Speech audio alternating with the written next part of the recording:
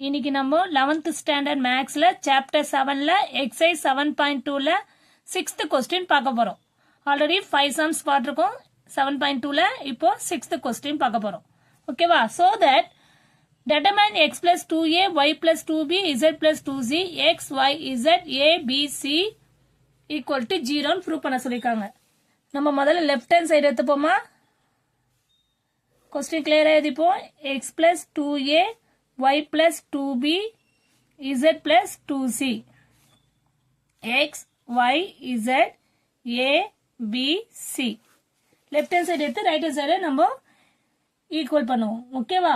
முதல்ல r1 ஏதாவது change பண்ண முடிஞ்சா பண்ணலாம். r1 நம்ம என்ன பண்ணுவோம்னா r1 minus r2 r1 minus r2னா r1 அப்படியே வச்சுட்டு அதோட r2 சப்ராக்ட் பண்ண போறோம். அவ்வளவுதான். இப்போ என்ன பண்ணலாம்? x plus 2a r2 value x அது மைனஸ் பண்ண போறோம். Minus X clear. அதே மாதிரி y plus 2b minus y z plus 2c minus z r2 எந்த சேஞ்ச் பண்ணலாமா? அது x y z a b c இது அப்படியே தான் தேதிக்கும். புரியுதா? இப்போ plus X minus X cancel பண்ணிடலாம்.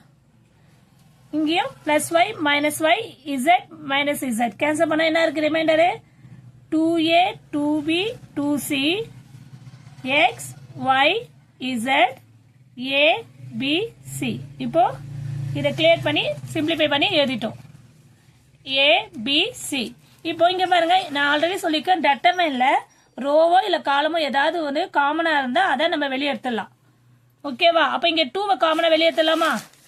2 வெளியே எடுத்துட்டா என்ன ஆகும்?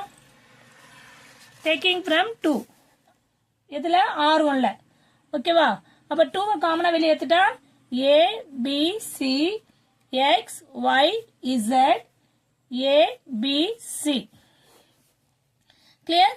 இப்ப பாருங்க, ஆல்ரெடி உங்களுக்கு தெரியும் ரெண்டு ரோவும் வர r1 r3 சேமா இருக்கு. Since r1 and r3 are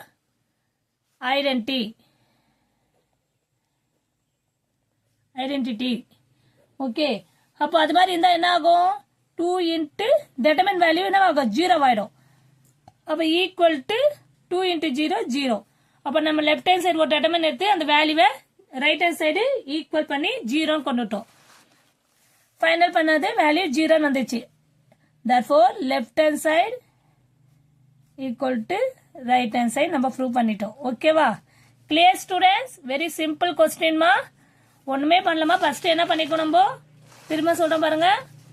இது மாதிரி கொடுத்துருக்காங்க. இதுல நம்ம எதை r1 எடுத்து நம்ம ஈஸியா r2 செப்பரேட் பண்ணாலே டைரக்டா கேன்சல் ஆயிடுது. 2a 2b 2c மட்டும் வருது.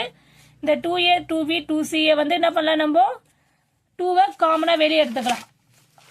அப்ப ஆல்ரெடி சொல்லிக்கோம் r1 r3ல ஏதாவது வந்து ரெண்டுமே ஈக்குவலா இருந்துச்சுன்னா, இங்க பாருங்க r1 abcன்னா r3 abcயா இருக்கு. அப்ப ஈக்குவலா இருக்கும்போது டெஃபினட்டா அதனுடைய டெட்டர்மைன் வேல்யூ வந்து 0வா இருக்கும்.